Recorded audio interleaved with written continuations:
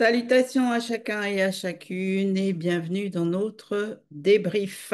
Aujourd'hui, nous allons passer en revue le live que Zoulassan a donné, toujours en simultané maintenant, sur la chaîne TikTok, arobase Zoulassan, et sur le Facebook aussi live, sur la page de la véritable histoire de l'homme noir, à 19 heures. Le titre qu'il a donné à son live, c'est La mort de Caïn. C'était ce dimanche 20 octobre. Maintenant, nous allons creuser un peu plus. Du moins, nous allons donner nos interprétations, nos avis, nos opinions, etc., sur justement ce qu'il est advenu de Caïn, que bien sûr on connaît, nous, sous son véritable nom qui est Ponguissé. Donc, comme à l'accoutumée, avant que nous prenions notre première intervention, rappelons-nous de donner notre ressenti, pardon, en un mot. La première phase, il a intitulé La cause. Qu'avez-vous retenu de cette phase? Instructif. Alors, tout le monde, moins plusieurs, devaient vraiment s'intéresser à ce sujet parce que déjà par rapport au titre, on sait que même dans les Bibles actuelles classiques, la mort de Caïn est suivie d'une prophétie. Et certes, là-bas, on a assisté à un échec narratif, mais avec les rouleaux seront la vérité, non seulement qu'il y a les détails, mais aussi les précisions qui vont avec. Mais en plus de cela, Zulu Lassan, il nous assiste avec les différentes phases à mieux pénétrer de quoi il s'agit véritablement. Alors, en ce qui concerne la première phase, ici, la cause, moi, je résume ça sur la porte d'entrée de Mawala, le petit-fils de Ponkissé. Parce que ici, tout part d'une salutation de qui? De Ondjom A, l'animal. Et ici, à aucun moment n'a été précisé que cet animal-là a manifesté une salutation inappropriée. Non, mais tout simplement parce qu'il n'était pas disposé à cause de sa porte d'entrée, on a assisté à beaucoup de choses. Et cet état de conscience aussi, on peut remarquer ça de nos jours, où on adresse la salutation à certaines personnes, tout simplement parce qu'ils ne sont pas disposés, mais ils prennent ça comme si c'est une interdiction que tu viens de dire. Donc, franchement, il faut faire beaucoup attention. Oui. À ta suite, Abiké, moi, ce que je peux retenir de cette phase-là, d'abord, pour mon ressenti, c'est averti. Euh, Là, tu as touché déjà par rapport à l'animal qui a fait une salutation à Mawala. C'est une grande révélation pour ceux qui ne font pas attention, je dirais, aux animaux, qui les prennent en s'affairiant en moins cher.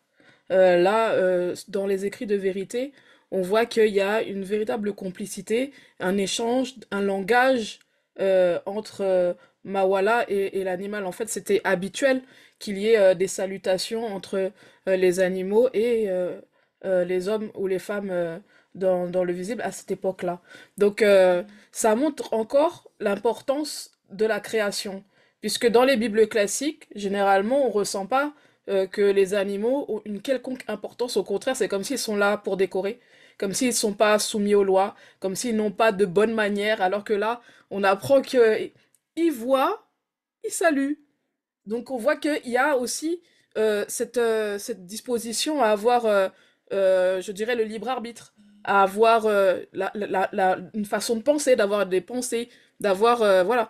En fait, ça va vraiment loin lorsque on analyse juste cette partie-là, cette salutation. Oui, à ta suite, Bekekedi, pour moi, c'est profond. Alors, dans cette phase-là, ce que je retiens, je dirais globalement, c'est par rapport au langage.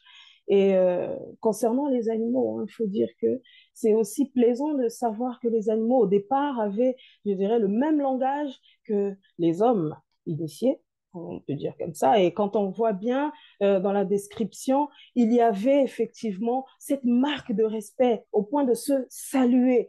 Et je comprends aussi que dans ce langage-là, il est important de faire attention à la précision, la manière dont on peut s'adresser même de manière gestuelle envers l'autre pour ne pas effectivement qu'il y ait de portes ouvertes, comme ce qui s'est produit par exemple avec Mawala, qui avait déjà à l'avance et qui, je dirais, a pu percevoir autre chose de ce qui était véritablement.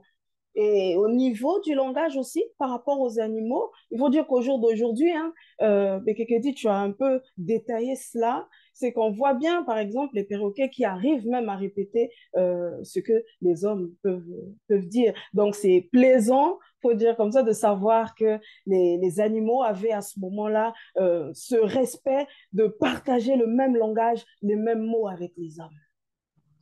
Moi, ce que j'ai retenu dans cette phase 1, déjà, bon, pour ma part, en ce qui concerne mon ressenti, j'étais un peu attristée. Et ce que j'ai retenu par rapport à cette phase 1, c'est que véritablement, on se rend compte que quand on dispose de portes d'entrée, ça interfère profondément sur notre état de conscience et notre capacité d'analyse et de compréhension. C'est quand même, on va dire, quelque part fascinant de se rendre compte de ça, parce que il suffit juste qu'une personne ait une porte d'entrée et quoi, quelle que soit la chose qu'il va entendre ou voir, il va la comprendre d'une manière complètement erronée, quoi. Et toujours, bien sûr, dans le sens négatif. Et c'est ce vraiment à quoi on doit véritablement faire attention. Parce que quand on voit ce qui est arrivé par la suite à cause de cette porte d'entrée-là, et le fait que ça induit une mauvaise compréhension de ce qui lui avait été adressé comme parole, c'est chaud, quoi. Il faut vraiment, mais vraiment, qu'on fasse attention à ça. Je vais poursuivre, Ngengeti. Moi, mon ressenti, c'est la vigilance. Toujours dans la continuité de ce que vous avez évoqué, moi, je prendrai le cas de la disposition, en faisant référence ici à ce que nous avons dans la conscience de notre cœur.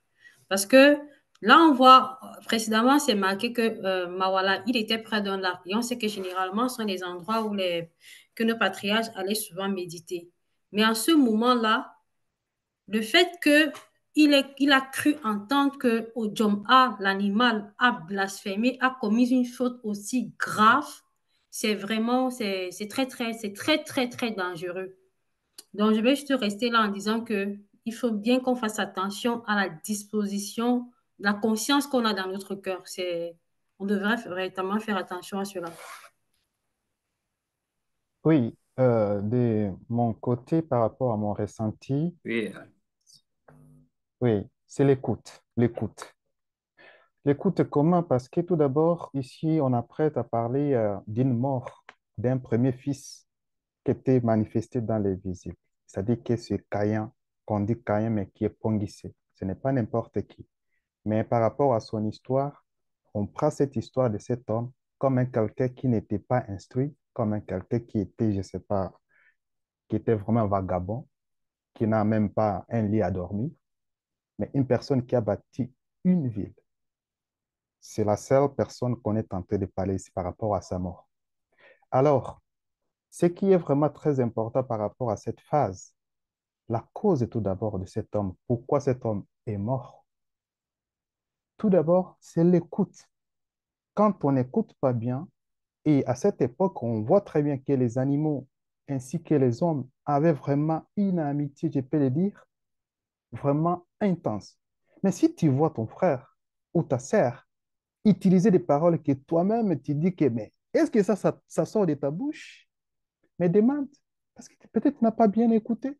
Mais suite à des portes ouvertes, il y a des conséquences qu'on va entamer encore après.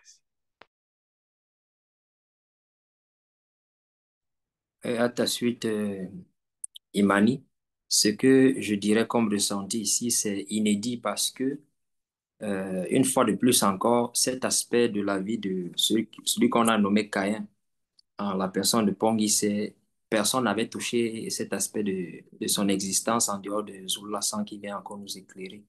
Et ici, on voit que Zulasan nous a expliqué aussi que les animaux étaient des bateaux. c'est-à-dire ils étaient aussi des personnes, je peux dire des hommes, parce que on voit ici comment Onjoma, l'ancêtre de l'antilope, portait un nom propre, qui lui était propre. Et on voit aussi que c'est dans les récits de Kalatambale et de Ndimsi qu'on a vu que l'animalité, chaque animal, pardon, portait un nom propre. On a vu avec l'agneau qui a été sacrifié par Mundiwe. On a vu également avec le serpent qui a séduit Muto, Njom. Donc, on comprend ici que les animaux n'étaient pas perçus de la même manière qu'on le voit aujourd'hui.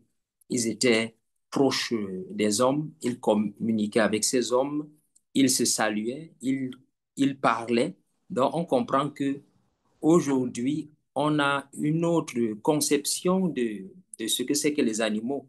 C'est avec ce que Zola nous apporte aujourd'hui qu'on essaie d'avoir cette correction-là par rapport à ces animaux.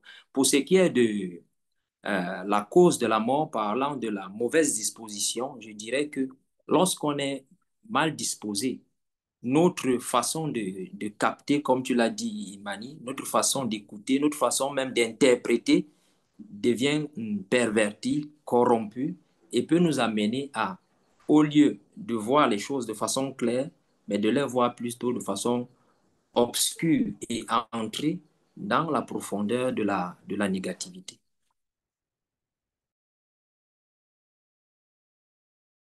Oui, à ta suite, Michel. Déjà, pour mon ressenti, c'est initiatique. Et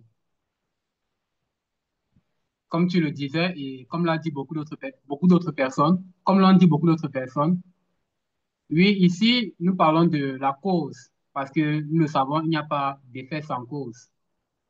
Et comme vous l'avez dit, lorsqu'on n'est pas bien disposé, et parfois à cause d'une humeur, d'une émotion, d'un ressenti, on peut être amené à avoir des incompréhensions. Et ces incompréhensions aussi ont des répercussions, et nous le voyons ici, et nous l'avons vu ici dans le Facebook Live, les répercussions qu'ont eu cette maladresse qu'a eu Mawala. Donc, ça nous interpelle encore ici, pour nous qui sommes sur le chemin initiatique, à être bien disposés et à se, comment dire,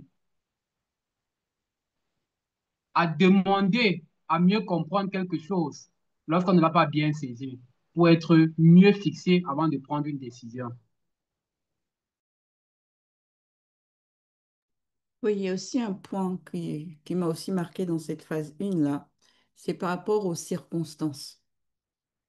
Il est vrai que Mawala avait déjà, on va dire, cette porte d'entrée là.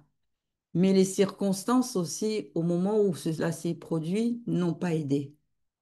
Et on peut se poser la question de savoir, mais qui est à l'origine, pardon, de ces circonstances-là qui n'ont pas aidé? Parce que s'il n'y avait pas eu ce vent, peut-être que Mawala aussi aurait bien compris ce que Ojoma lui disait. Mais parce qu'il y avait ce vent fort-là, donc ça a un peu déformé aussi la voix de Ojoma. Et du coup, ben voilà ce qui est arrivé par la suite en ce qui concerne Mawala. Donc les circonstances aussi, c'est quelque chose que nous devons vraiment être conscients que on est assujetti à ça, que ce soit des circonstances que nous-mêmes on aura manifestées, en fonction bien sûr de l'état de conscience dans lequel on se sera trouvé, ou que ce soit des circonstances qui auront été manifestées par les démons de circonstances, ou les circonstances même beaucoup plus favorables, parce qu'il arrive d'avoir des circonstances qui sont favorables. Quelles que soient les circonstances, il faudrait que nous, on soit toujours conscients de l'état de conscience dans lequel on se trouve lorsque l'on sort d'un endroit où on est plus ou moins protégé. Parce que Mawala, il s'est trouvé en dehors de la cité, dans un endroit, on va dire, qui est plus farouche et propice à la tentation et on va dire quoi, et à la faute, que s'il était resté dans la cité sphérique où on sait que là, c'est protégé. Donc, du coup, comme nous, on nous dit toujours, il faut souvent se disposer, c'est-à-dire prier contre justement toutes ces circonstances-là qui pourraient nous impacter d'une manière positive ou d'une manière négative. Et ça, vraiment, par rapport à ce qui est arrivé à Mawala, dans ces circonstances-là, c'est quelque chose qu'on doit aussi vraiment faire attention en ce qui nous concerne, quoi. Quand on sort de notre endroit dans lequel on a la protection. Exactement, exactement. Surtout qu'on voit ici que cette circonstance-là l'ont ramené très, très loin. Parce que là, il s'agit quand même, ce dont il est en train de pointer de doigt ici, c'est du blasphème. Et on sait déjà que, mais étant un initié, une personne de cette époque-là, mais être accusé ou bien que quelqu'un manifeste du blasphème, c'est quand même c'est vraiment quelque chose inadmissible qu'il faut véritablement chercher à ôter. Donc, il est rentré aussi dans cette porte-là, alors que lui-même, il n'était pas véritablement encore très bien assisté. Et c'est là aussi qu'on voit comment cette mauvaise porte-là va encore se manifester d'une autre manière parce qu'on voit que ici les conséquences, c'est comme de la gangrène. Hein? Ça s'ouvre, les portes s'ouvrent jusqu'à ce que, mais toi aussi, tu te retrouves en train de dire que oui, j'ai raison parce qu'il a blasphémé. Alors qu'à aucun moment ici, il n'a pas raison. C'est vrai, il tentait de chercher à défendre, mais quand la défense n'est pas selon le verbe, ça ne porte vraiment pas le fruit. Franchement, hein, c'est attention. Donc, nous allons poursuivre sur la phase 2 qui est intitulée justement la confusion. Qu'avez-vous retenu de cette phase? Oui, merci Lingeti. Alors, faut dire, hein, la confusion, on se rend compte que dans cette phase-là, c'est très, très, très dangereux. Parce que là, euh, ce qui m'a marqué aussi par rapport à ça, c'est que concernant Mawala, on voit bien que l'animal, en fait, qui lui porte du respect, de base, il a pu néanmoins pointer du doigt, manifester une accusation directe envers cet animal qui, je dirais, à la base, lui accorde ce respect, cette considération-là. Et on se rend compte, en fait, par rapport à ça, hein, de nos jours, pour nous qui suivons, je dirais, l'histoire, qui comprenons l'histoire à travers le live de Zulu Lasson et à travers même les écrits de Kalata Dimsi, qu'il est important en fait de garder la lucidité face aux circonstances, face aussi aux situations qui peuvent se présenter devant nous pour demeurer réellement dans la manifestation de la justice. Sinon, comme quoi, ça peut aussi nous faire sortir, hein, du verbe de l'Oba sans même s'en rendre compte à l'instant T. Oui. Cette phase, c'est aussi, c'est encore une leçon hein, par rapport aux lois du verbe aussi. C'est ce que moi je perçois, puisque c'est vrai que Mawala est parti rapporter, mais Pongissé, il a eu un comportement pour moi qui est exemplaire. Parce qu'il n'a pas donné crédit, je veux dire, tout de suite en disant ah, c'est vrai, c'est pas bien. Non. Il a d'abord voulu prendre aussi la version de l'animal. Donc il a pris une décision, c'est que, ok, tu me dis ça, mais je vais quand même vérifier aussi ce que l'animal a à dire par rapport à ça. Donc ça montre déjà que il n'y a pas de parti pris lorsque l'on est dans la justice.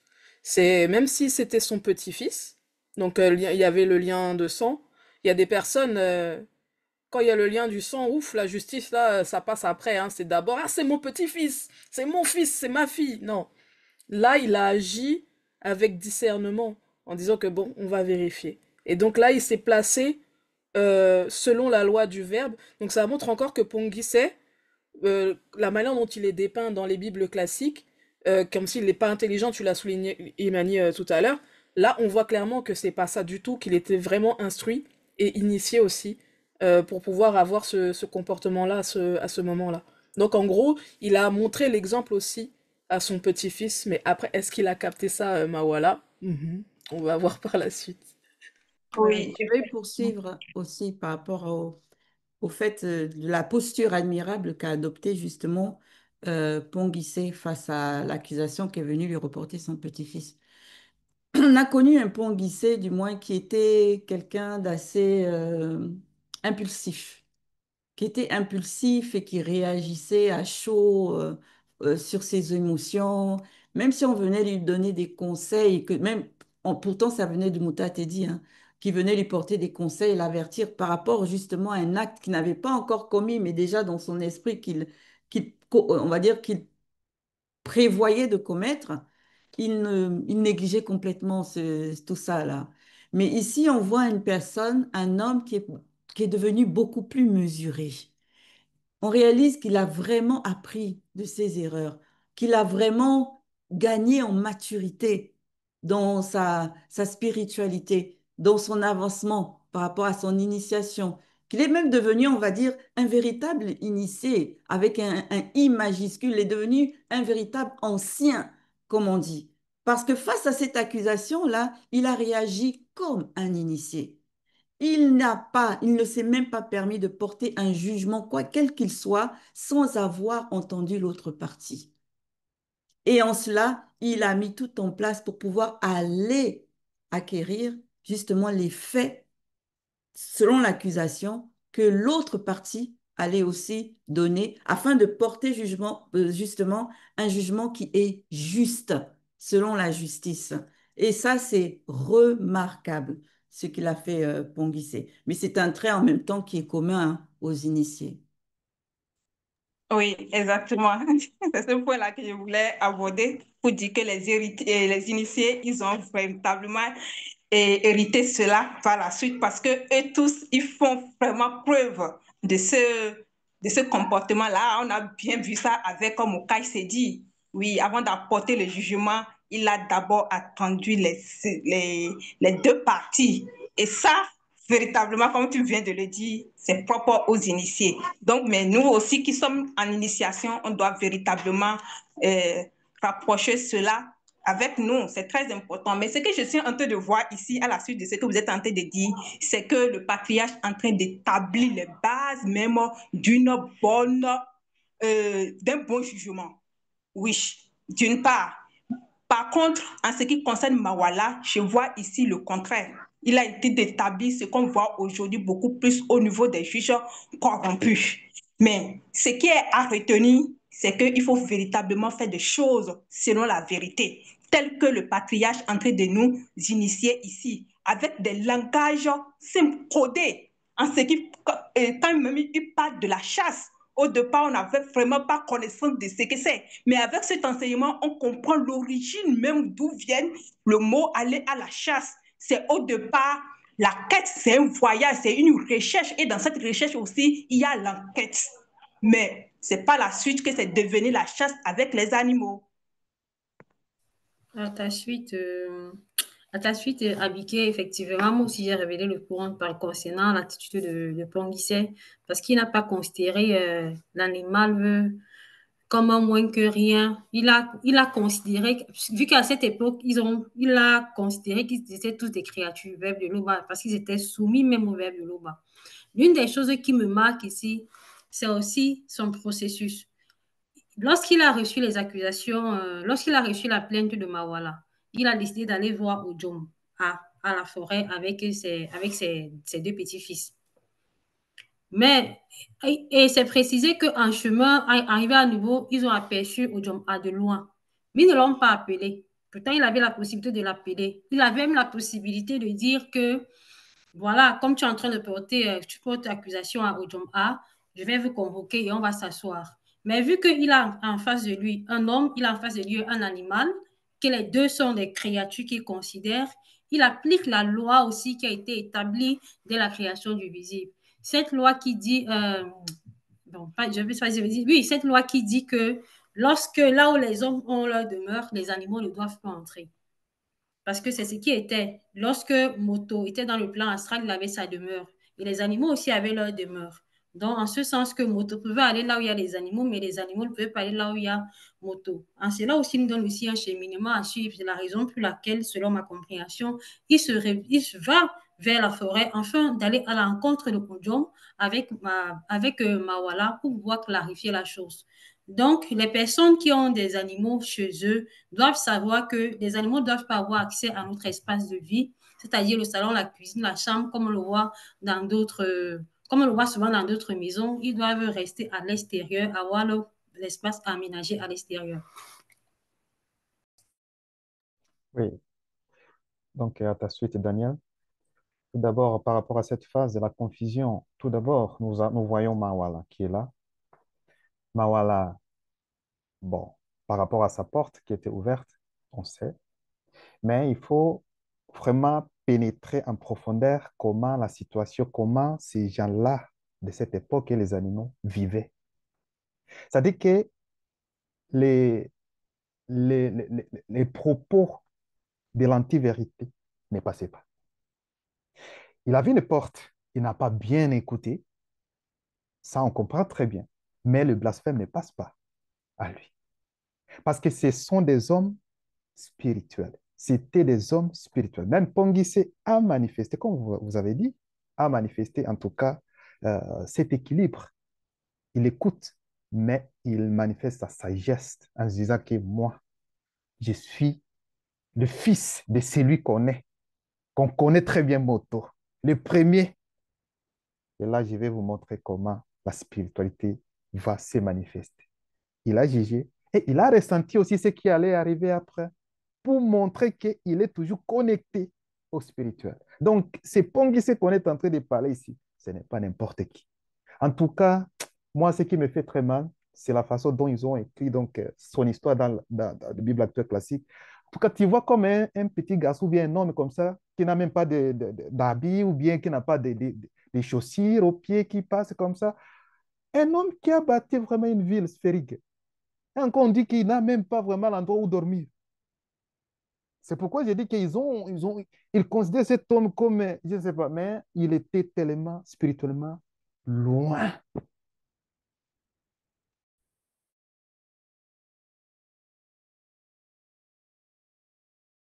Oui, à ta suite, Imani.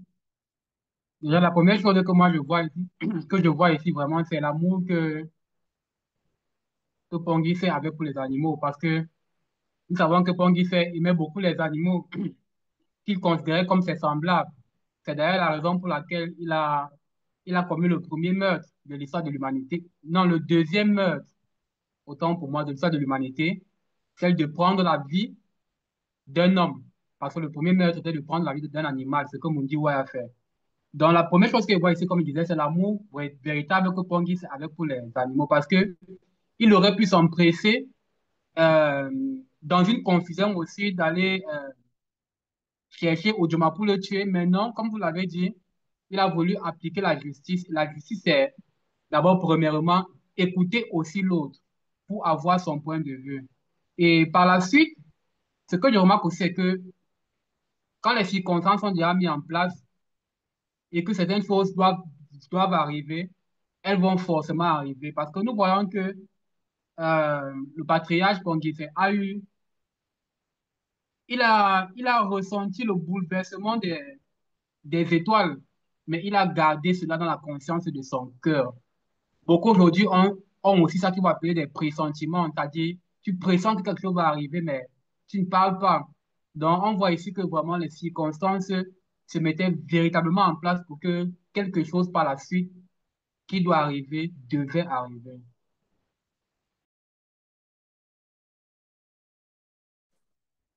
Et dans cette phase, ce que moi je retiens ici, c'est la différence qu'il y a dans l'agissement d'un ancien et d'un jeune, si je peux le dire ainsi. On voit que Mawala, bien qu'étant initié, euh, a agi avec émotion et pour lui, lorsqu'il venait devant son ancêtre, c'était une fois pour qu'on, si je peux dire, qu'on condamne Onjoma. Mais on voit que son ancêtre, Pongissé, qui a acquis l'expérience, comme vous l'avez dit, comme Guinguetti l'a dit, avec tout ce qu'il a vécu, avec tout ce il a traversé, il a acquis cette sagesse-là et il pouvait ici se positionner comme juge pour pouvoir savoir comment est-ce qu'il faut trancher cette situation-là. Donc, ici, je comprends encore qu'il faut faire très attention lorsqu'on est déjà amorcé par la méprise et par la confusion, parce que là, notre raisonnement même laisse place à l'émotion. On agit plus avec les émotions au lieu d'agir en fonction des lois et du raisonnement selon le verbe de l'eau. Ouais, si je peux ajouter quelque chose, Gengti, rapidement. Merci. Il y a aussi un aspect qui est important dans cette phase, et tu l'as touché un petit peu, Baume, là, dans ton intervention, c'est l'importance des anciens. Parce que là, Mawala, il n'a pas été voir son père, ni son frère, ni qui que ce soit, en fait, pour chercher justice. Il a été voir un ancien, donc son grand-père. Et de nos jours, ça, c'est quelque chose, on va dire, qui n'est plus trop valable, puisque les anciens même ne prennent même pas leur place d'anciens comme il se doit. La sagesse que les anciens devraient avoir, mais il n'y a plus trop ça, puisque ils sont pas initiés de toute façon. Des fois, même les conseils qu'ils vont donner, mais ça peut être très, très, très, très chaud, hein. Donc là, on voit que non, un ancien, selon le verbe, c'est un référent, c'est un garant aussi de la loi. Et là, on voit encore, comme tu l'as encore dit, Imani, l'importance de Ponguissé. Ponguissé, il s'est comme métamorphosé par la suite. L'événement qui s'est produit dans son existence, ça l'a profondément marqué et ça a amorcé un changement radical en fait dans sa façon d'agir. Donc là, on voit que c'était vraiment un ancien honorable en fait. Il a bien tenu son rôle de patriarche. Oui, en plus de ça, il a parlé ici de bouleversement des étoiles. On a parlé de bouleversement des étoiles. Cela, ça me renvoie tout de suite à son père et Moto. Parce que quand lui aussi, il a constaté que la conscience des étoiles était perturbée, par la suite, on a vu la chute. Donc là, à partir de ce moment, moi, je ressens déjà une forme de chute dans la chute qui va être manifestée plus tard avec les événements que nous aurons à écouter. Donc, ça veut dire quoi? L'histoire du patriarche, vraiment, c'est marquant. Et ces attitudes ici également, c'est vraiment très, très bien. Ça ressemble aussi à ce qu'avait manifesté son père Moto, parce que lui aussi, quand il a observé les bouleversements, mais il ne s'est pas agité comme ça. Il est resté calme jusqu'à ce qu'il a fait ce il devait faire. Et c'est ça où on voit aussi comme une continuité dans les actes de son fils. Ouais. Alors, nous allons poursuivre et cette fois-ci, nous allons nous arrêter à la phase 3. La phase 3, les éventuelles rencontres. Qu'avez-vous retenu de cette phase? Merci, Ngengeti. Donc, ici, on voit que le verbe de l'Oba a permis à l'homme d'avoir une connaissance sur la fabrication des armes. Des armes. Et ceci, c'était bien précisé dans le but qu'il se protège de la progéniture de Djom et de Djalatane.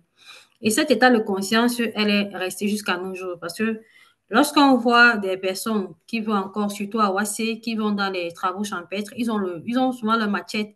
Mais la machette qu'ils ont, ou bien d'autres ustensiles, ne servent pas seulement à travailler, c'est aussi une arme de protection. À cause de l'ignorance, selon la vérité, certains utilisent maintenant ces armes pour couper Satan dans les églises, les machettes. D'autres, par contre, d'autres les ont au quotidien. Ici, je ferai référence dans les milieux scolaires parce que c'est quelque chose qui est de plus grandissant et grandissant. Dans certaines religions même, lorsque l'enfant atteint un certain âge, on lui donne le couteau en guise de protection alors qu'il ne vit pas dans la forêt. Or, le but des armes, c'était vraiment quand tu allais dans les endroits où tu es susceptible de rencontrer la progéniture de Job, ça devait te servir de protection. Mais aujourd'hui, beaucoup utilisent ça, on va dire comment, de façon inappropriée. Donc, raison pour laquelle il est important de pouvoir sensibiliser vraiment, si on a la possibilité, que ce soit nos enfants, que ce soit dans notre alentour, le but d'avoir des armes sur soi, c'est très important. En ce Oui, qui je me vois tout à fait. concerne, En ce qui me concerne, moi, ce que j'ai retenu dans cette phase des éventuelles rencontres, c'est que véritablement, à cette époque-là, John et sa femme et sa progéniture, mais il faisait vraiment régner, mais la terreur, quoi, sur les territoires non protégés.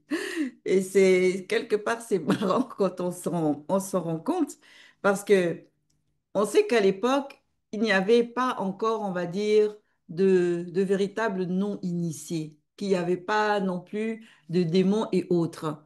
Mais néanmoins, les gens ne vivaient pas quand même l'esprit tranquille une fois qu'ils sortent on va dire, des lieux protégés.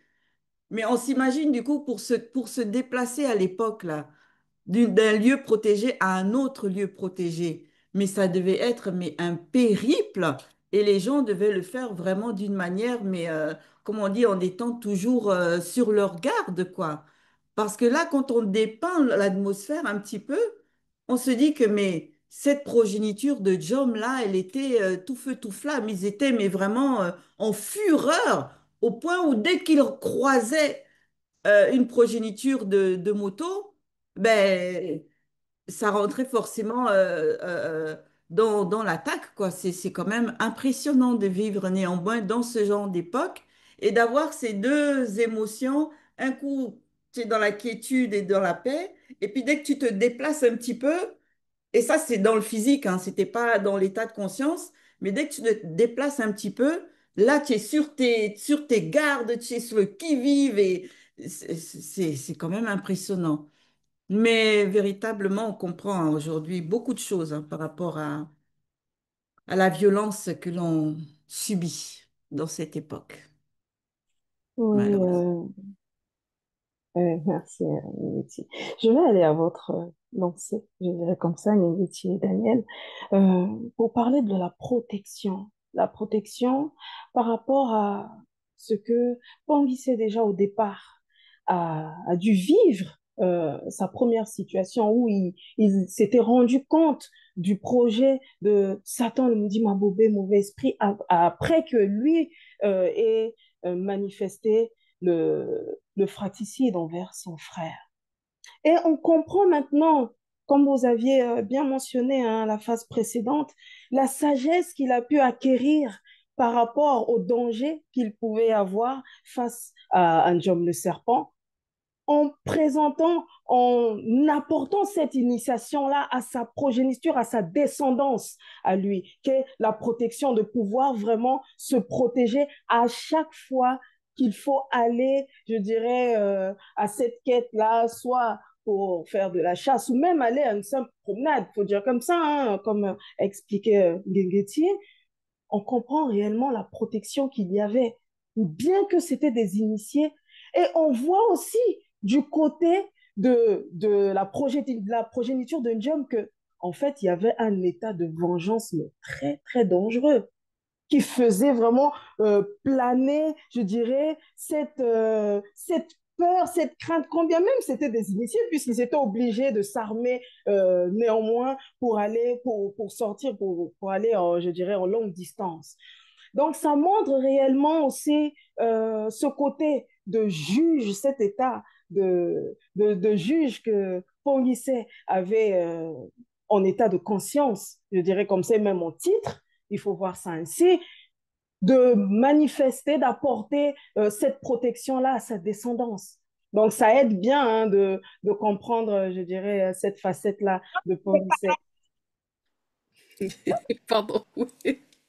À votre suite, en fait, bon, c'est un sujet qui est vraiment important, qui est soulevé dans cette phase, parce que il y a des chrétiens qui vont dire les armes c'est pas bien, qu'il faut pas avoir d'armes, qui comptent sur Dieu pour être protégés, qui n'ont pas besoin d'avoir de protection physique pour pouvoir, je veux dire, se battre contre quoi que ce soit, et que avoir la croix autour du cou c'est suffisant, ou bien de faire telle ou telle prière c'est suffisant. Hey Vraiment, hein. Là, on comprend, ça ouvre une autre dimension. Ça montre que la protection, certes, c'est vrai qu'elle est spirituelle. D'accord? Il faut prier. Il faut, quand on doit quitter sa maison pour aller à un autre endroit, il faut prier. Mais il y a des circonstances comme là, où il faut aussi être armé physiquement parlant. Parce que quand il y a, par exemple, la qualité là, de la postérité de Njom, non mais c'est quand même terrible. Eux, ils ne font pas cas de que tu aies prié ou pas. L'objectif, c'est de te détruire.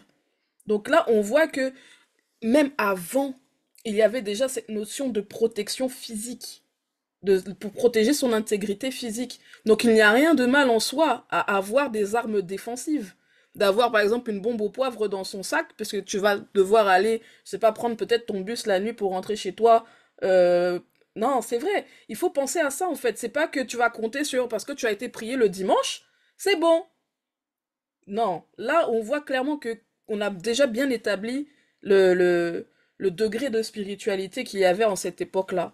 Donc, si eux, en tant que ils sont très spirituels en tant qu'hommes, femmes spirituels, ils ont eu à avoir à recourir à cela, c'est que c'est autorisé tout simplement. Donc ceux qui vont vouloir essayer d'apporter une autre façon de penser, ben, vous vous trompez lourdement en fait.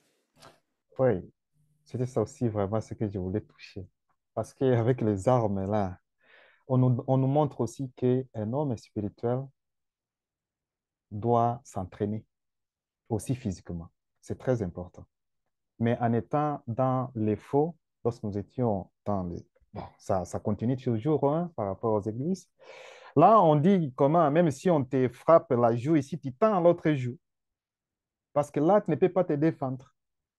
Parce que normalement, un homme qui croit en soi-disant Dieu, lui là, il prie toujours Dieu, il va aider. Ça, c'est passé. Ça, c'était des enseignements qu'on nous disait. Mais on nous montre directement que, en tout cas, c'est très important de s'entraîner et d'être toujours prudent partout où tu vas. Parce que ce n'est pas parce que tu es dans la spiritualité, tu pries, c'est bien. Mais celui qui te donne même la force physique, mais c'est qui?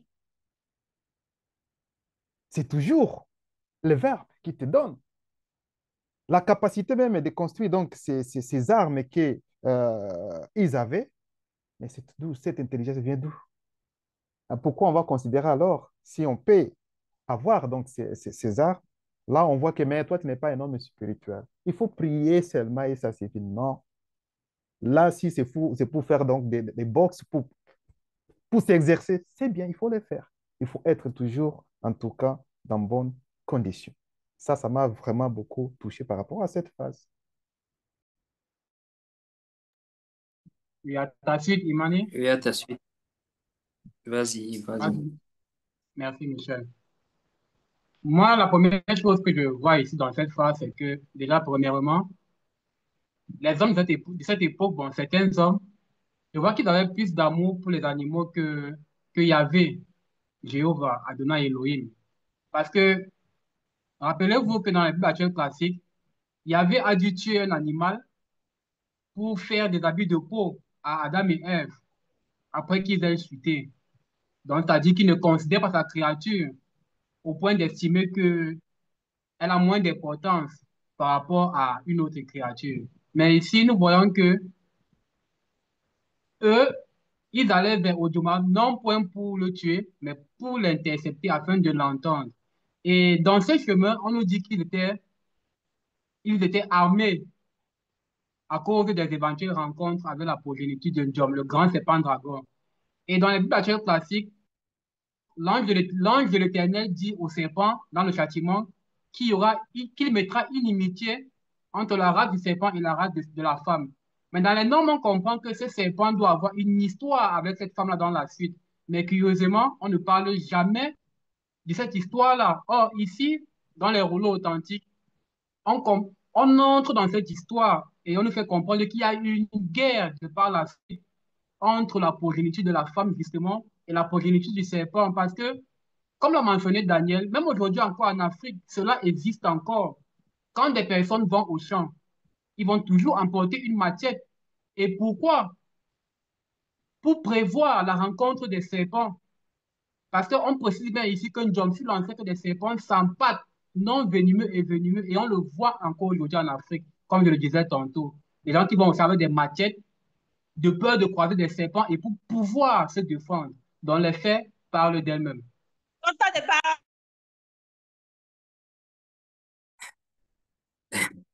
Merci, Abike. À ta suite, Yves. Dans cette phase ici, moi je dirais aussi, comme vous l'avez dit précédemment, et Ngengeti, tu l'as même dit, Zulu Lassan nous a révélé dans les précédents lives que Pongis avait bâti une ville sphérique de haute technologie. Et lorsqu'on regarde un peu les films de science-fiction, on voit un peu souvent ce bouclier magnétique qu'on veut souvent représenter dans des films qui protègent les cités et autres. Donc, on comprend par là que déjà que ces motos qui avaient banni Njom et Djalatane, on comprend pourquoi sa progéniture pouvait avoir, si je peux dire quoi, une haine vis-à-vis des descendants de motos, que s'il les rencontrait quelque part, il voulait en finir avec eux. Et par rapport à ces armes-là, ces gros couteaux-là et ces lances-là, on nous a souvent fait croire que c'est à une période où les hommes avaient des armes façonnées à base de la pierre taillée. Ici, Zola, ça nous montre que non, c'est pas ça. Eux, ils connaissaient déjà la fabrication, non seulement des armes, je peux dire blanches, mais des armes d'autres technologies qu'on ne peut mentionner ici, on ne peut concevoir. Et on sait aussi qu'on nous a fait comprendre ici que Onjoma raisonnait, Onjoma parlait. Donc ça veut dire que si Onjoma voyait Mawala et les autres armés, Onjoma allait prendre la fuite. Et déjà qu'on sait qu'il y avait déjà une cassure qui s'était créée avec le meurtre de l'agneau Kweledi. Donc, eux-mêmes, ces animaux-là, il n'y avait plus cette complicité-là, cette intimité avec les hommes. Certes, ils communiquaient, ils saluaient les hommes, mais ils étaient, je peux dire, entre guillemets, méfiants lorsqu'ils pouvaient voir les hommes avec des armes. Oui, merci. N'oublions pas une chose, hein, à la suite de tout ce que nous sommes en train de dire, vous êtes en train de dire, c'est quoi? Nous sommes dans une réalité de l'après-chute. Et la chute, ça va toujours avec ses conséquences. D'où l'importance de tout ce que vous avez souligné. Alors, le point que je voulais aborder ici, c'est quand on nous parle de la séparation. C'est-à-dire, il est arrivé à un moment donné que il s'est séparé des autres, de Mawala et son jeune frère. Zoulasan a très bien abordé ça, mais le côté que je voulais souligner ici, c'est le fait que cette séparation-là, je trouve ça aussi nécessaire, en ce sens que Bonkissé et les deux frères n'étaient pas dans la même conscience. Ils n'étaient pas dans le même état de conscience. Oui, parce que lui, désormais, il est dans la justice.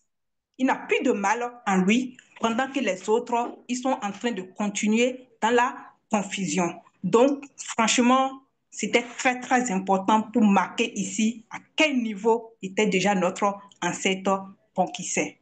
Merci.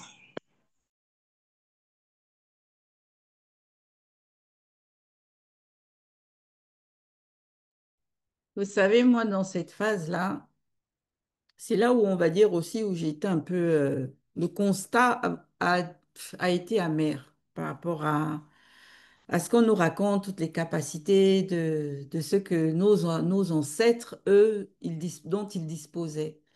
L'homme divisible de la chute aujourd'hui, on réalise que tant qu'il va demeurer et rejeter le verbe de l'Oba, il n'a pas fini de souffrir. Donc, on n'a pas fini de voir toutes ces souffrances, d'être témoin de toutes ces souffrances sous toutes les formes que l'on peut aujourd'hui constater. Et c'est vraiment déplorable parce que c'est vrai. On se rend compte, vous voyez, à l'époque de Mawala, et pourtant ça remontait déjà bien longtemps avant que Moto soit manifesté et après la chute, Mawala, ils avaient toujours la capacité de voir dans le noir. Et ils voyaient clairement. C'est pas comme nous aujourd'hui, là, si quelqu'un se présente dans la pénombre, mais on peut à peine distinguer une forme. Et encore là, c'est parce que la lune aidant, ouais, on va pouvoir peut-être distinguer une forme. Mais on ne pourra pas véritablement décrire qui est cette personne ou cette chose que l'on voit.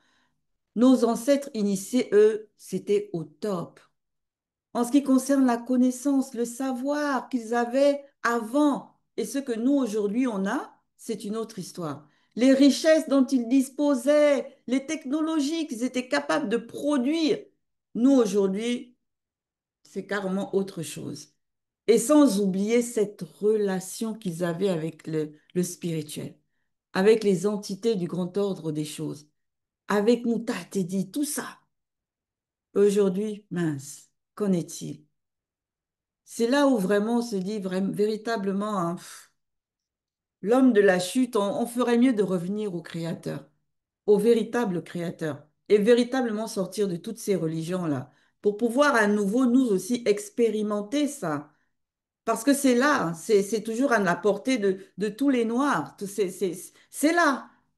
Mais malheureusement, c'est comme si on nous avait tous voilés, comme si on avait construit un mur transparent, invisible, qui fait qu'on ne peut même plus arriver à pénétrer tout ça là. Et c'est vraiment dommage, c'est vraiment triste.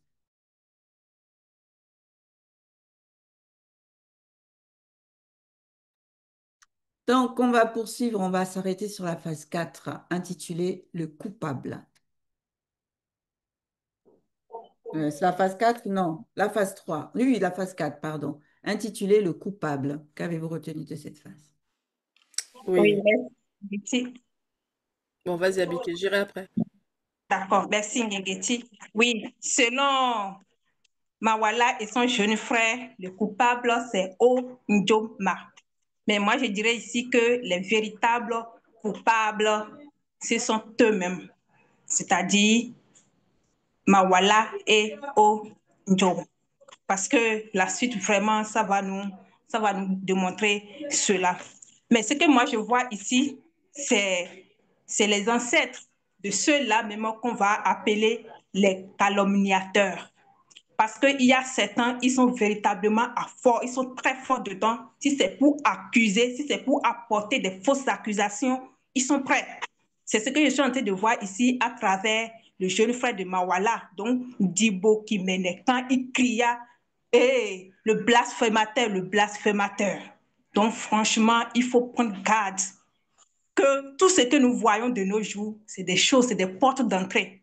Et chacun pouvait véritablement se retrouver. D'où il vient en fonction de la porte que la personne manifeste. Exactement, Abike. En fait, quand on regarde déjà le jeune frère de Mawala, comment il a accepté sans vérifier, sans faire, en fait, prêter attention déjà à la manœuvre qu'a voulu instaurer Ponguissé, on voit que lui, il a vraiment privilégié le fait que c'est son frère qui a dit, ah, je crois mon frère direct. Donc on voit que déjà, il y avait pas de justice. Donc il a scellé en même temps quelque chose le concernant, sans même qu'il se rende compte, il a ouvert une porte, quoi, une grande porte. Donc il n'a pas respecté en fait les lois du verbe à cet instant. Maintenant, moi je me suis positionnée, je vais me dire du côté de l'animal, donc de Onjoma.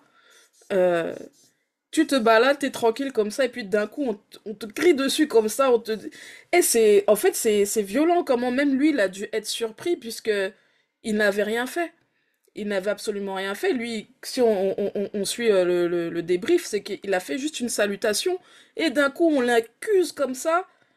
Il voit deux personnes débarquer comme ça avec les armes. Mais obligatoirement, tu fuis, hein. C'est comme dans les pays où il y a la justice populaire, là. Si on te pointe du doigt, on dit voleur. Et tu vas pas rester là pour savoir qu'est-ce qu'on va faire de toi, hein. Tu fuis. Parce que là, tu sais qu'à cet instant-là, ta vie est menacée. Et on sait que là, les animaux à cette époque-là, ils avaient aussi cette notion donc par rapport aux lois du verbe de Loba, donc ils savaient que c'était extrêmement grave ce à quoi on l'a accusé. Donc moi j'ai trouvé que sa position là c'était particulier, c'est ah ça franchement ça fait bizarre. Oui, à Attention, ta suite, Bekekezi. Hmm, merci, Daniel. Tu es là-bas? Merci. Euh, je vais faire court. Et ça montre bien, hein, Bekekezi, le danger de croire à une seule version de l'histoire. Parce que ça peut pousser, effectivement, à détester euh, la personne ou, je dirais, l'animal à ce moment-là, sans même avoir écouté l'autre version. Et ça montre aussi que on n'est pas juge qui veut. C'est vraiment un mandat parce que être juge, ça mène, en tout cas juge selon le verbe, il faut dire comme ça mène à aller même dans la conscience, la balance de la conscience profonde pour comprendre le pourquoi du comment l'action a été manifestée. Et dans cette phase-là, ça m'a rappelé aussi comment le roi Monmon, plus tard, comment il manifestait son jugement étant assisté par l'entité de sagesse, comme ce qui avait été fait par rapport aux deux mamans qui revendiquaient le droit de maternité sur un enfant. On sait du moins hein, la terminaison, comment Mon Mon avait pu statuer. Donc c'est réellement important, je dirais comme ça, de savoir qu'il est qu'il ne faut pas écouter une seule version des choses. Sinon, ça peut prêter à confusion, ça peut ouvrir encore d'autres portes, d'autres mauvaises portes, il faut dire comme ça. merci Moito. Précédemment, Ngengeti a fait mention des circonstances. Ici, on voit que Dibo Kimene lorsqu'il allait à la forêt avec Pangisi et son frère Mawala, c'était dans le but d'aller clarifier la situation entre Mawala et l'animal. Et en chemin, il y a eu la séparation, c'est-à-dire Pangisi allait de son côté et Dibo Kimene s'est retrouvé seul avec Mawala. Et c'est à cet instant qu'il a baissé la garde. Il a accepté fermement les propos mensongers de son frère Mawala. Et par la suite même, il s'est directement nourri du sentiment et du désir qu'animait Mawala à cet instant.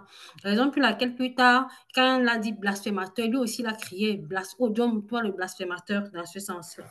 Donc moi, et selon ma méditation à ce moment-là, Dibo Kimene, il a renoncé à son intention première, qui était d'aller assister à l'éclairage d'un litige qu'il y avait entre son grand frère aîné et l'animal. Et ce genre de circonstances arrivent généralement lorsqu'il y a la proximité et l'affinité entre deux personnes. Rappelons-nous qu'à cette époque, on sait que c'était uniquement des initiés et vraiment des initiés on va dire, de véritables initiés parce que l'environnement était entre guillemets sain. Donc, moi, de ce que je retiens de là, c'est qu'il faut qu'on garde l'esprit en éveil parce que ça fait partie des recommandations qu'on a reçues. Nous devons toujours garder l'esprit en éveil, même si tu es à côté de ton frère qui partage la même parole que toi, afin de pouvoir discerner face aux situations ou encore se référer aux lois, et aux ordonnances du verbe de l'OMA par rapport à une situation donnée. Et c'est ce qui a manqué à Dibo Kimene. Alors moi, dans la continuité du point que tu as touché, Daniel, c'est que en vérité, lorsque dans la spiritualité, on dit que ce que le Verbe condamne, il faut le condamner. Et ce que le Verbe rejette, il faut aussi le rejeter. Et ici, avec la manière d'agir de Dibo Kimene, le fait qu'il ait embrassé l'état de conscience de son frère Mawala, il a accepté et cru les propos accusateurs non justifiés de son frère aîné. Peut-être parce que c'était aussi son frère aîné. Donc, il avait envers lui ce regard-là que genre, waouh, parce que c'est le frère aîné qui sait. Mais quoi qu'il en soit, c'est que ça a eu pour résultante sur Dibo Kimene que lui aussi, en gros, il a été frappé de la même confusion, tout comme son frère. Mais lui, Mawala, on comprend que c'était dû à une porte d'entrée. Dibo Kimene, ici, on réalise qu'en fait, le fait qu'il se soit lié à Mawala dans son état de conscience, eh bien, tout simplement, c'est comme si lui aussi, il a été frappé du même sort que son frère. Et on voit là une forme de contamination. Et c'est vraiment de quoi on doit se préserver, nous. Et quand le verbe dit que ça, c'est mal agir, c'est mal agir. Il ne faut pas qu'on se dise que non, mais plus que c'est telle personne qui dit, c'est que ça doit être pas forcément la vérité ou qu'il doit avoir des nuances. Bokimene aurait pu s'instruire de l'enseignement par rapport à la posture de son ancien, mais il ne l'a pas fait. Il a opté de plutôt, parce que son frère, c'était son compagnon, on va dire, peut-être qu'ils marchaient tout le temps ensemble et allaient partout ensemble. Il a dit non, je préfère me lier à mon frère. Et voilà après la suite des choses, quoi. Lui aussi, il est rentré dans ces mêmes états de conscience-là. Oui, effectivement, comme vous le dites, en tout cas, c'est que par rapport aux coupables, nous voyons nous tous qui, en tout cas, euh, Dibo Kimene n'a pas, n'a pas utilisé, en tout cas, la sagesse par rapport à ce qu'il a écouté de son frère. Parce que, et ça aussi, ça peut se manifester à nous aussi, nous qui sommes dans l'initiation. Là, pour voir seulement l'apparence de la personne, ou bien telle personne, je la considère mieux, plus, si elle parle ceci, c'est-à-dire que c'est la vérité toujours, sans toutefois vraiment contrôler ou bien vraiment faire des recherches ou bien poser des questions par rapport à ça. Ce n'est pas mauvais de poser des questions. Comment tu as su que c'est comme ça ou c'est comment? Mais ça n'était pas le cas. Donc, un petit fait comme ça, mal allumé comme ça peut vraiment brûler toute la forêt comme ça, boum. Et regardez donc la conséquence de ne pas bien écouter ou bien poser des questions. Des hommes sont morts comme ça. Seulement, écoute, ils sont partis. Bon, Ça fait mal, mais c'est une leçon pour nous.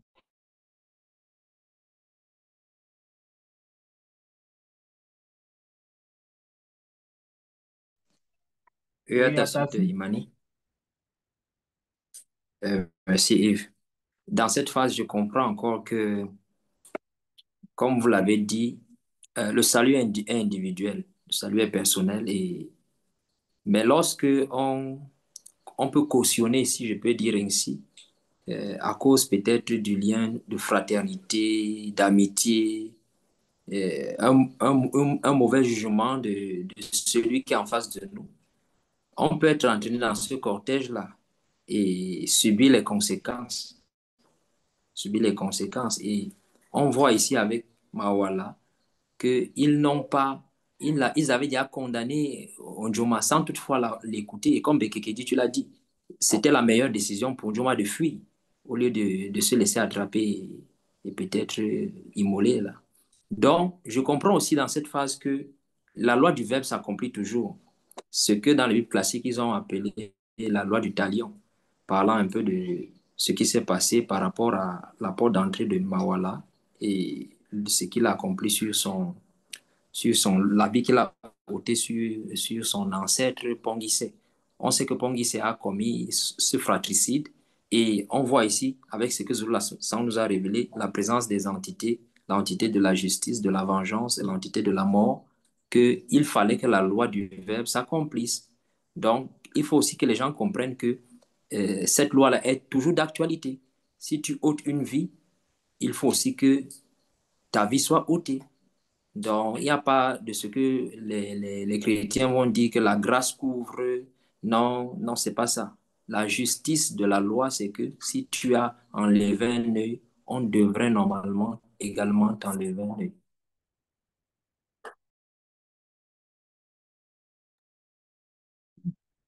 Pour ma part, le point que je touche dans cette phase, c'est le point vraiment de la confusion. Parce que nous voyons ici que Mawala et Djibo Kiménez, son jeune frère, étaient dans une très grande confusion et cette confusion a, comment dirais-je, obscurci leur jugement en tout bout de point. Parce que de la même manière qu'ils étaient carrés sur le fait que, sur le fait que Odioma était coupable et qu'il ne voulait rien entendre, c'est-à-dire qu'il avait déjà une idée fixe et il devait mourir.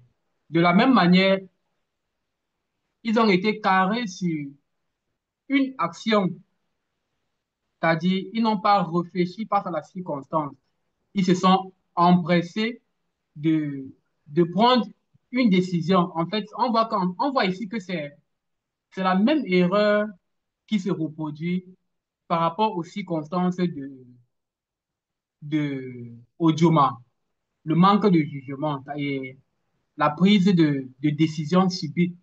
Et ça interpelle vraiment sur nos réactions aussi à nous, cette époque.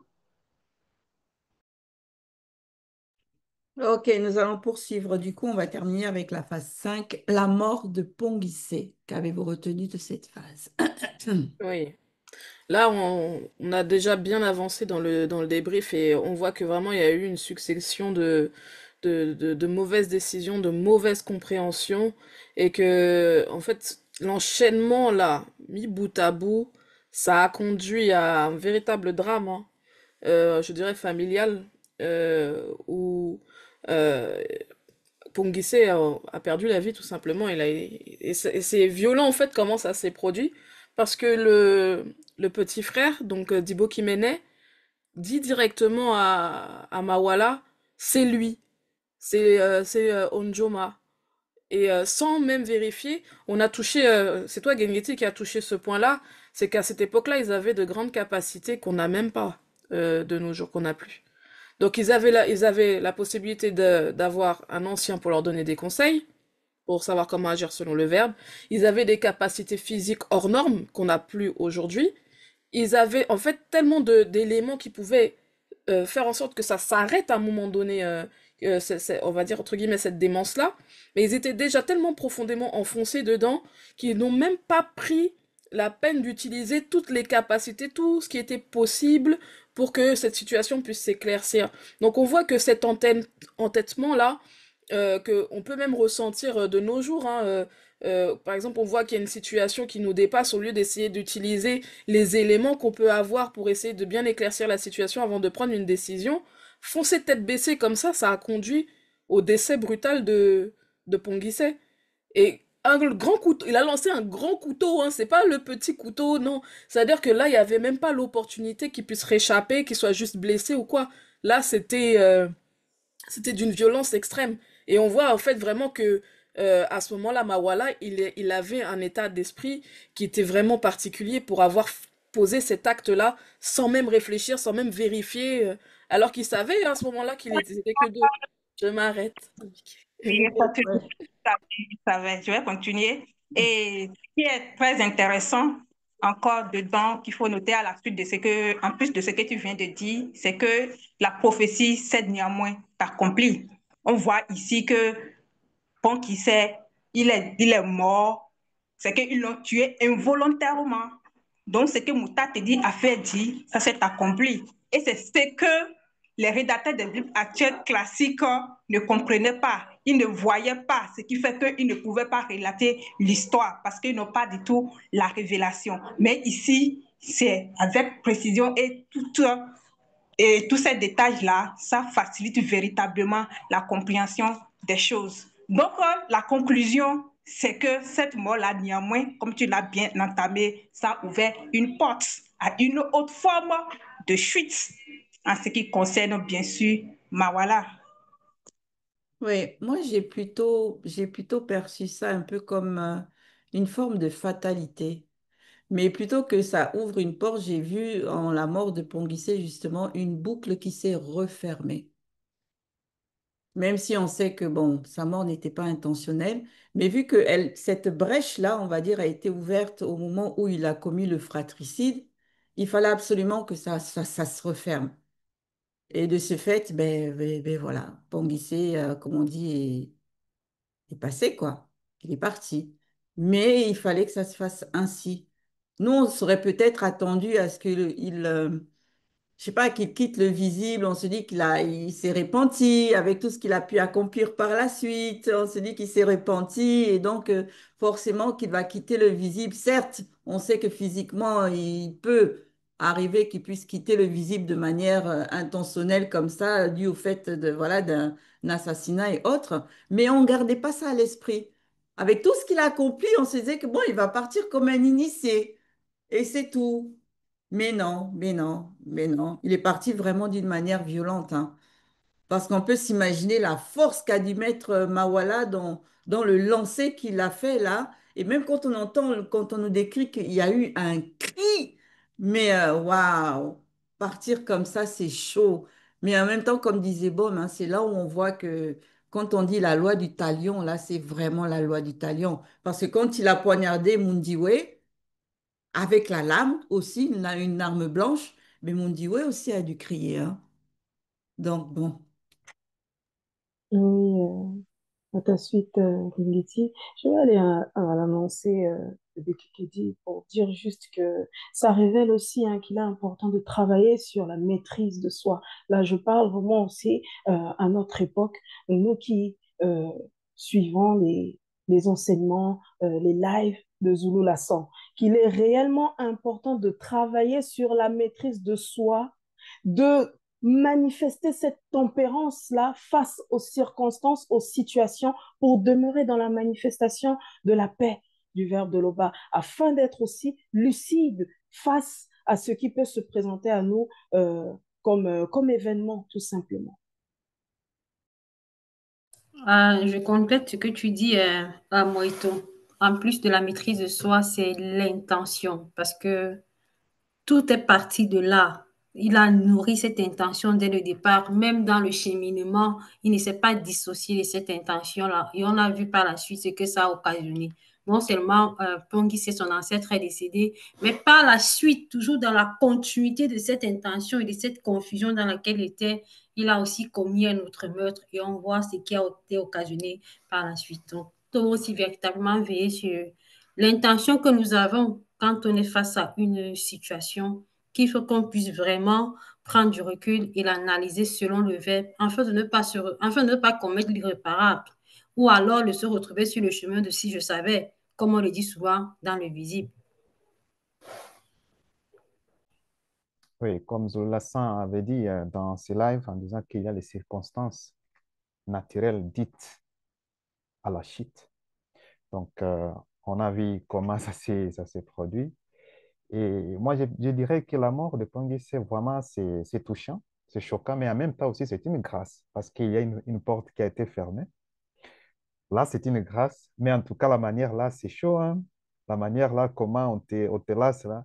Bon, là, oui, à mourir, c'est mourir, mais il y en a des formes.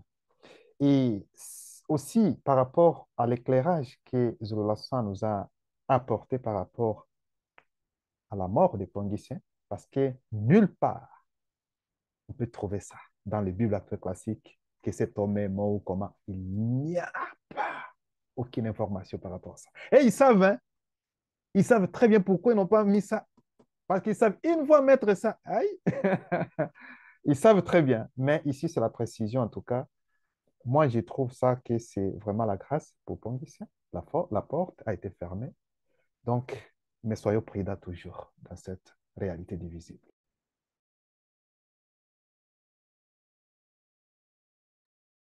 Et à ta suite, Imani, moi, ce que je dirais ici, c'est que Mawala n'est pas ce qu'on peut dire, il n'est pas le bouc émissaire. Il a été, je peux dire quoi, c'est en fonction de la porte qu'il a ouverte qu'il a été amorcé et que les circonstances se sont manifestées. Et il a fait ce qu'il a fait. Donc maintenant, nous, on ne peut pas le juger parce que Zola nous a fait comprendre que, il sera jugé dans la balance de la conscience profonde. Mais comme Gengeti, tu l'as dit, ça a été violent pour Pongissé, tout comme ça a été également violent pour Mondiwe.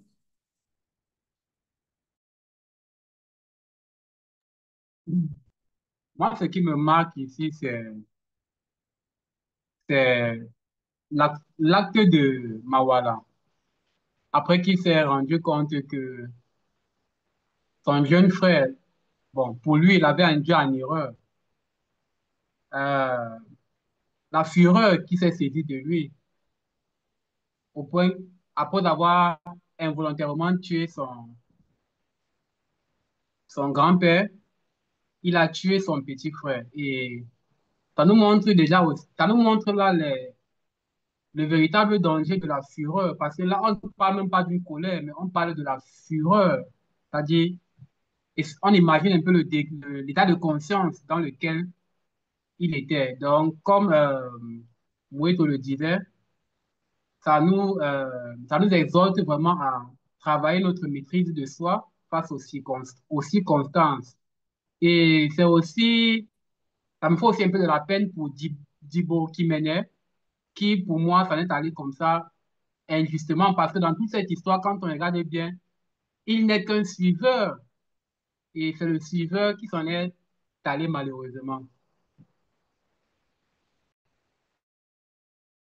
Oui, justement, je vais conclure avec ce que tu as dit, Bekina.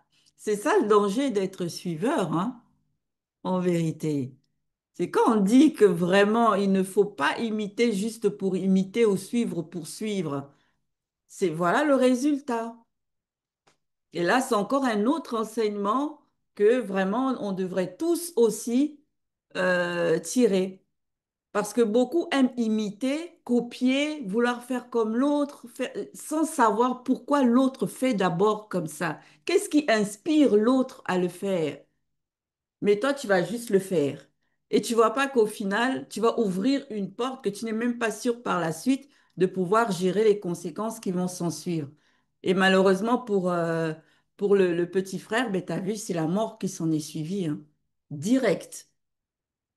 Donc, on doit vraiment faire attention dans notre cheminement, surtout lorsque l'on est dans la spiritualité, parce que les actes que l'on pose ne restent pas sans effet. Donc attention. Voilà, c'était le mot de la fin. Merci à tous pour vos participations. Merci encore à Imani d'avoir accepté de participer. Et bien sûr, si le Père le permet, au prochain débrief.